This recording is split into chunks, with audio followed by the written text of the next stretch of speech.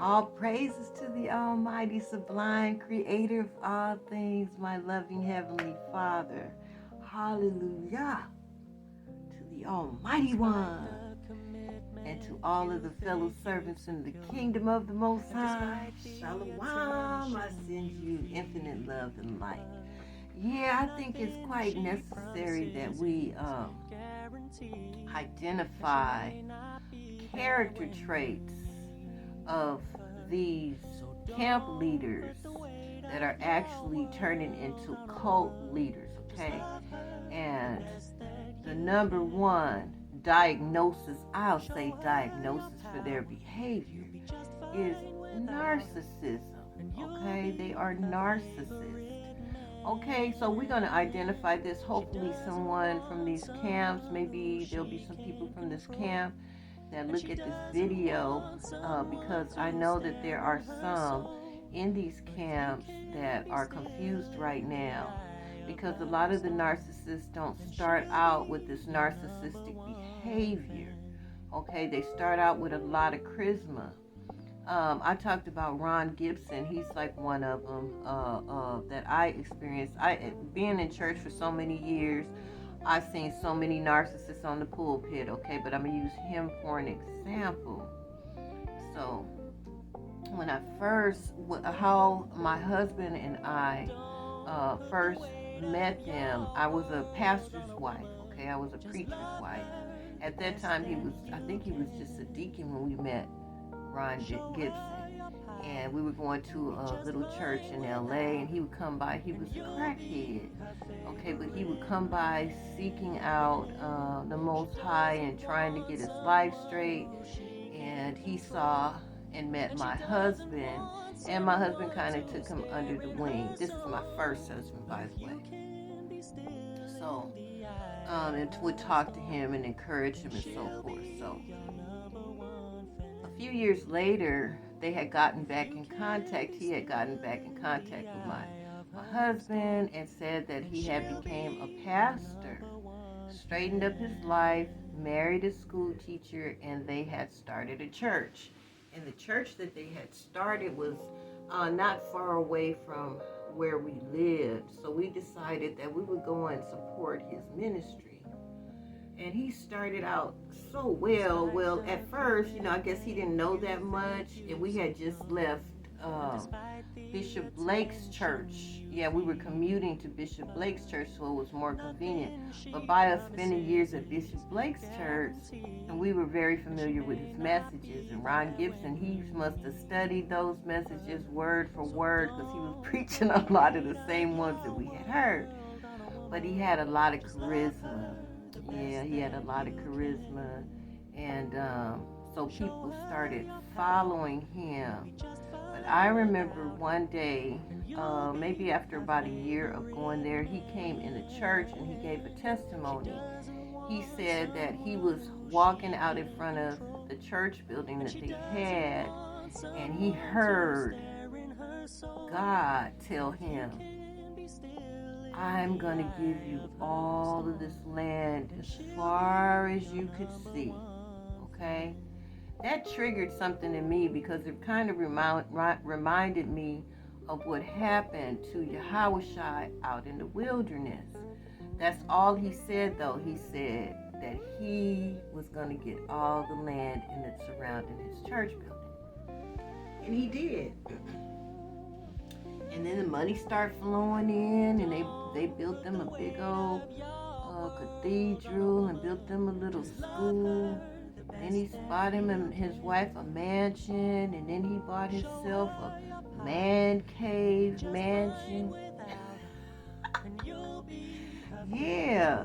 And so, I think it was 1992. That was a struggle time for a lot of people because the economy had collapsed, really. And my husband, he was a cement finisher and a cement contractor. And so where he made great money, he was a great provider for our family. He lost his job. Okay, he was supposed to be going to get a bonus, and when he went in to get his bonus, they laid him off. Yeah, so it was a lot of people like us in that church that was doing well, middle class melanated people, that were doing pretty good in this matrix, that was going to his church. That's how the money flow was coming in. And so when everybody started losing their house, where did we go? We start calling the church. Why? Because we was paying hundreds and hundreds of dollars a month in tithes and offering, and giving those pledges and those building fund programs and all of that old kind of stuff. So when we start losing our houses, we start calling them. So one Sunday, his wife was sitting in the front row while he was speaking, and he said, "You see these shoes right here?" And he pointed down to his shoes and he said, "Yeah, these were $800 shoes. If you had faith like me, you wouldn't be struggling. All of y'all losing y'all houses, what you calling me for?" And she yelled, "Yeah, why are y'all calling us for?" And I was like, we got played. Okay. So what I did, I talked to my husband, because we still believed in paying tithes, even out of his unemployment. I was working at the time. And so we still believed in that we were supposed to pay tithes. But I told my husband, I was like, I'm not paying no tithes to that joker. There's plenty of poor people out there that we could be helping right now. I'm going to take my tithes. I don't know if you want to do it with me, but I'm going to take my tithes and I'm going to go buy hygiene items for homeless people. And he thought about how we got plate of food. And so he put his money with mine, and I would save it up for the month. And then whatever money that I had, I would go shopping for the homeless people. And I got people on my job. They were involved in it. They would bring toothbrushes and brushes and all the hygiene stuff. And then me and my children would package them up and take them down to LA Mission. Yeah, where it was very much needed. And so, of course, we lost our status in that church. Yeah, we was in the clique. It's funny how all of these cults like that, they have little cliques inside of them. As long as you cooperating, and I was never one to cooperate. Once things went south, I wasn't cooperating anymore, okay?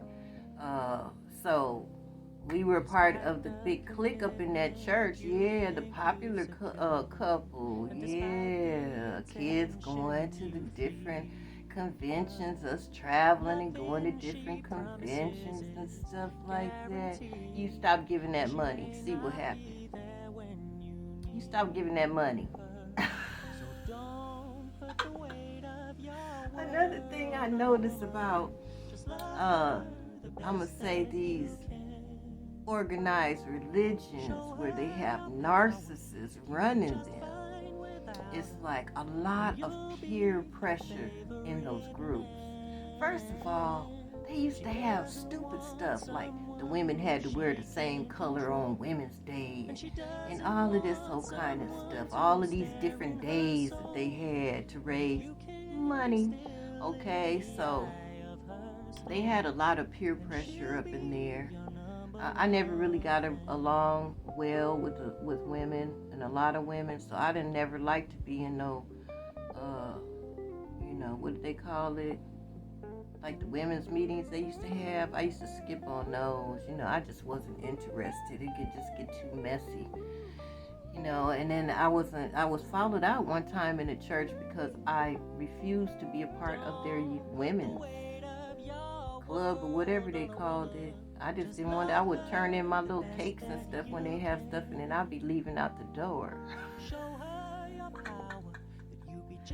But yeah, it's a lot of peer pressure on how you give your money, how you dress, all of that kind of stuff. It's a lot of jealousy and competition in these things, and everybody want to be close to the master pastor. If they have status with him, then they feel like they all right, and I mean, they would just really kiss butt. I mean, everybody would kiss butt in order to get close to these different pastors. I used him for an example because he really went narcissist, okay? If you just look up Ron Gibson, you see. He's ridiculous.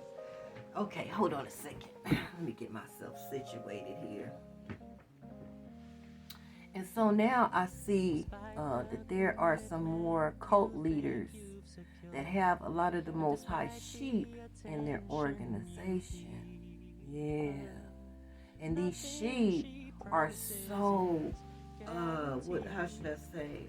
They're so loyal to their leaders until if their leader disagreed, like our teachers, they ain't messing with them. It's like everybody have their own brain. Everybody can teach whatever they please, like he do. Like one of them, the Jabba the Hutt chief, okay? He could teach whatever it is. He yells and screams. I choose not to hear him. You know, it kind of irritates me. And so I choose not to hear him. I just went on a couple times, but that just wasn't my cup of tea. I have that choice, okay? I went and followed my brothers that I'm following now, okay? Because it's everything that they're teaching is, my spirit is in agreement with that, and I feel like I'm free. It's a freedom with these teachers because I can always ask a question on something I don't understand. Or if I disagreed with something that they say, I believe that I can go to them and they can explain to me, you know. Yeah. But in situations like that, the cult leader, if somebody is bigger than them, there's a lot of jealousy. So if somebody's bigger than them and their people are following him and following, I say, one of our teachers, and they go to him with a question about what our teacher taught them that was something that he hadn't taught or something new, okay, that he don't know anything about, then he has to put on a defense to show that he's the smartest one and he's the biggest one and he's the last prophet. Yeah. And so then he comes up with some kind of explanation with these people. And because they want to have favor with him, they go along with it, a lot of them. But I'm quite sure that there's a lot of them that's pondering right now on some of the stuff that this particular one is doing. And so they come, the ones that really want to get close to him and kissing his butt, come on our teacher's live videos, and they start making these accusations or saying something nasty, disturbing our lesson. And so that's why I'm talking about this, because they're narcissists, and I want to learn my lesson.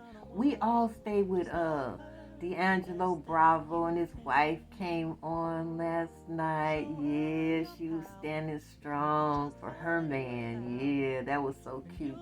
Yeah, so we had someone from that camp to attack my brother, which really was a distraction, but a lot of truth came out.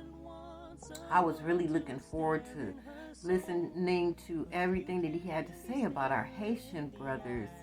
Yeah, he said enough though, and just by that attack, we could see the debauchery coming out of that camp. Okay, it probably was a leader on there. Nevertheless, everybody that was on that live chat, I paid attention to the number that was on the chat. I'll say at least 99% of the people stayed with our teacher backing him up. That's what we need to do. Because going back to the mixed multitude and what happened with the golden calf, I know I'll be on that golden calf because I know that was a big old magic spell when they brought that calf to life. And we've been tied mentally to this matrix ever since. Even in religion, okay? So if we would have stood by Aaron, stood strong, and used our influence and our knowledge, we might have been able to balance things off and had enough to squash the golden calf, okay? But we didn't. So now we're going to stand strong and united together. Yeah. So, hey, If they want to continue on, I'm a fighter, okay? I'm going to tell the truth, and I'm a fighter. So when I'm on a live and I see some of this debauchery going on, I'm going to go at them. I'm going to go at them. I'm not afraid, okay? Oh, they try to use fear tactics. Yeah, though I got angels. I have a story about my angels at the grocery market. Yeah, they showed up in human forms to protect me. So I know that I'm very well protected. And even so, I know that my soul is secure. So, hey, and my life is in the Most High's hand. I can't go nowhere, just like Job. Just like Job, when the Most High told Hashatan, you can't touch his life, Job actually became invincible. Yeah. And so I'm not worried about them little idle threats. That's really a joke. Yeah. So look, you guys from that camp, if y'all want to keep on coming at us like that, I know me for one, I'm a hit back. I'm a hit back. I'm not going to let no bullies just hit on me. I'm going to hit back. And enough of us together hitting back, this debauchery is stopped, because it's a lot of important information we need to hear without your disturbances. Just stay over in your camp and listen to your hollering Jack. Listen to what he got to say. We good with that if that's what your taste is. We want to listen to our teachers. So keep it up. Keep it up. And I tell you, I know I'm going to keep it up. You guys look at my community posts. Yeah. Jabba the Hutt. You know what? If you look at that video about Jabba the Hutt, you will see a lot of the same characteristics in this particular narcissistic reader. Okay? So now I done said quite a bit, so we're going to go into what a narcissist is. Okay? And if you are searching out teachers, you should very well be aware of what a narcissist is, because narcissists are not a part of the kingdom of the Most High. They're not. They don't have the fruit of the Spirit. A narcissist and the fruit of the Spirit is like oil and water, honey. Yeah, it's like oil and water. Okay, you guys, so we're going to read a little bit about this narcissism, okay? Yeah, and if you see yourself in it, you need to repent right away. If you see yourself in some of these symptoms of a narcissist, you really need to repent, because we short timers now. The host of the Most High is riding upon this earth, bringing all kind of destruction. Yeah, and Pluto came, and our change is coming, and all of this stuff, all of this iniquity has to be gone, or you're just not gonna make it. Okay, you guys. So let's go to the reading. Okay, before I read this definition, keep in mind that if you are in a camp or you looking to connect with a group of people, keep these things in mind, because you don't want to end up under the leadership of a narcissist, okay? So a narcissist, a person who has an excessive interest in or admiration of themselves. Narcissists who think the world revolves around them. Okay, so that's the definition. Let's move on to the next reading. Narcissistic personality disorder. A disorder in which a person has an inflated sense of self-importance. Narcissistic personality disorder is found more commonly in men. The cause is unknown, but likely involves a combination of genetic and environmental factors. Symptoms include an excessive need for admiration, disregard for others' feelings, an inability to handle any criticism, and a sense of entitlement. People may experience grandiosity, callous and unemotional traits, disregard for others' feelings, excessive need for admiration, or social isolation. Different type of narcissism, whether overt or covert, communal, antagonistic, or malignant, can affect how you see yourself and interact with others. When it comes to treatment, narcissists can be tricky because many people living with it don't necessarily feel the need to change. And so that's when they do you wrong, brothers. When they do you wrong like that, and you think that they're going to apologize. That's all you want, is for them to say, I was wrong. And you just want them to say that they were wrong. And they're not going to do it because they don't think that they have to change for any reason. Now, this is a very, very very common sign right here. Signs, I should say. So signs of a narcissist. And we see this a lot in some of these camp leaders, pastors, religious leaders, okay? It's a sense of entitlement. A common sign of people with narcissism is the belief that they are superior to others and deserve special treatment. Number 2, manipulative behavior. Another common trait of the narcissist is manipulative behavior or controlling behavior. 3, they have a need for admiration and they lack empathy. Cult leaders act larger than life. Cult members are expected to subjugate their own need for the good of the leader or cause.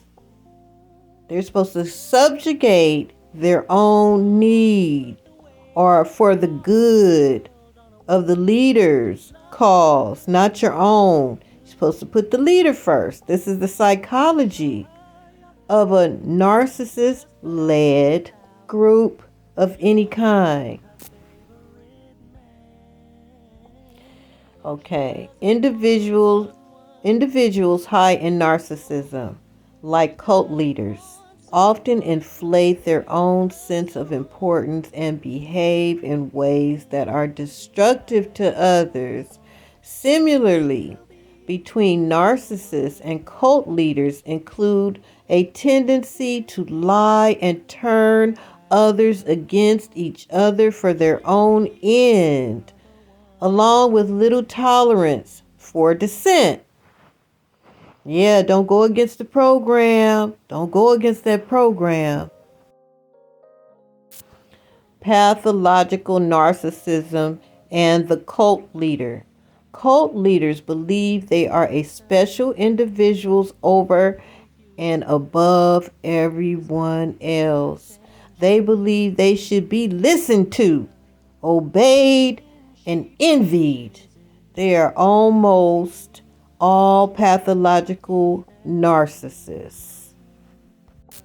So, now for you all that are under this kind of leadership and you know it, and all kind of alarms are going off inside of you, you know, you need to reach out to your families, because your families don't want to see you in that trap anymore. They'll help you out. Just reach out to people that love you. You know, people that warned you. People that warned you about what you were getting into was going to harm you. It was going to be harmful to you. And they saw right through it. But you didn't listen. And so now's the time to reach out to them so that the Most High can see you out of that trap.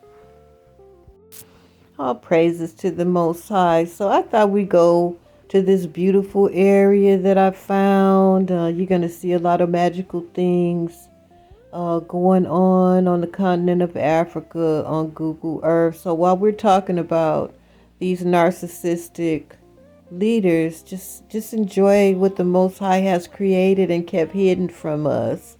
Okay? So all of us in this matrix, all of us has been tricked at one time or the other. You know, we've had our life experiences where we've gotten tricked. The important thing is that you do not cover your eyes and don't plug up your ears. You're hearing exactly what you're hearing from that narcissistic leader, because the Most High is making these people tell the truth on themselves. So if you have those alarms going off, It's just no time for that. You're going to miss out on so much. You're going to miss out on so much. And so I advise you to pray and ask the Ruach to lead you out of it.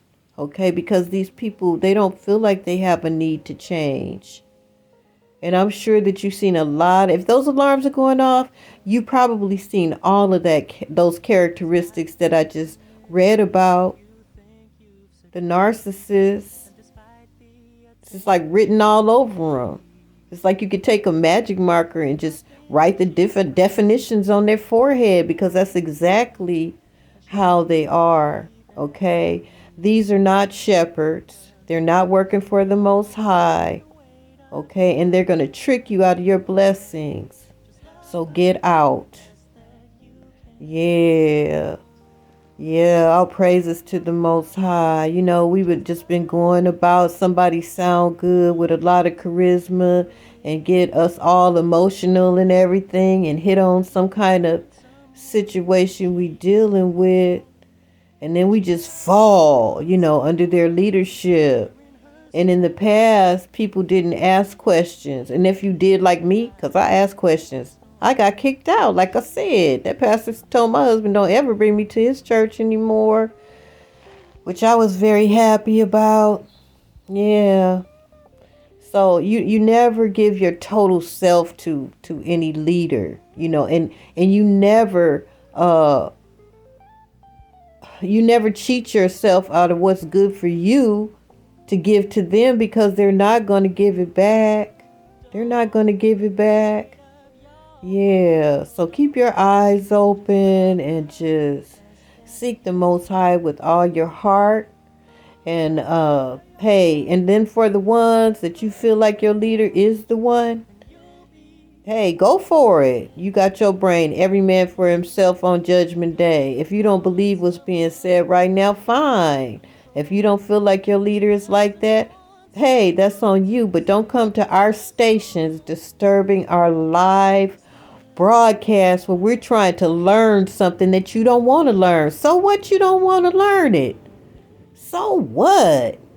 We don't care if you don't want to learn it. We don't care if you disagree with it. Just stay off our stations. Yeah. Yeah, I was so proud of D'Angelo Bravo's group in the live chat last night, because all of that nonsense that Marky person was bringing, whoever that was, all of the nonsense and distraction that they were trying to bring with that low vibration and those demons working through them, everybody stayed. Everybody stayed in support of our teacher. And that's beautiful. Yes. And so now we will fight back. So if you want to come on, hey, come on with it, honey. Hebrew Widow got plenty. I got plenty. I had plenty of practice with narcissists trying to rule over my life. Okay, I have a lot of practice, a lot of defense and offense for that. So, hey, if you want to keep it coming, just expect something back. If you want to just leave us alone, we will leave you alone. Yeah, all praises to the Most High. Okay, you guys, so I hope that you got something out of this lesson. I send you infinite light and love. I hope you're enjoying this uncovering. Yeah, all of these faces that you see, yeah, this is on the other side, honey. This is Atlanteans. Yeah, some of them are just those that are from Eden. You see those faces right there? And if you're seeing it on Google Earth, believe me, those are giants right there. This is no pain, and you see the coordinates on the bottom right of your screen. So you guys enjoy the rest of this footage of this very beautiful wonderland that's being uncovered on the continent of Africa near the megaliths. Okay, you guys, Hebrew Widow out. She doesn't want someone who she can control, and she doesn't want someone to stare in her soul. But if you can be still in the eye of her storm, then she'll be your number one